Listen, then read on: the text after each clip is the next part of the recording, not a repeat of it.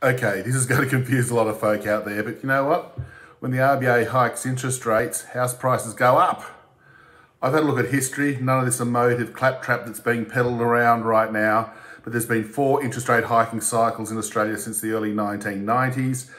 And in every one of them, 2 years after the first hike, house prices are up. 5 years after the first hike of each cycle, of those 4 cycles, house prices are up by an average of 40%.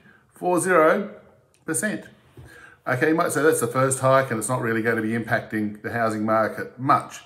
But then I look what happens after the last hike in the cycle.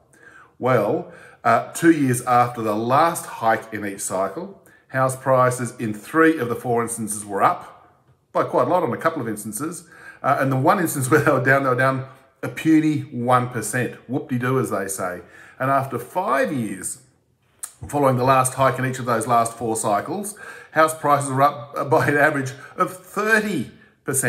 The reason's simple. The RBA hikes interest rates when people have got a job, their wages are going up, unemployment's low, the economy's strong, exactly what we're seeing now. So while the rate hikes will clearly be a negative influence on house prices, there are offsets from a strong economy, low unemployment, rising wages, and that's why I think over the next couple of years, probably house prices will be a little bit weaker. Like in the recent cycles, they've dropped a bit in the first year or two after the start of a hiking cycle, only a couple of percent, so no need to panic.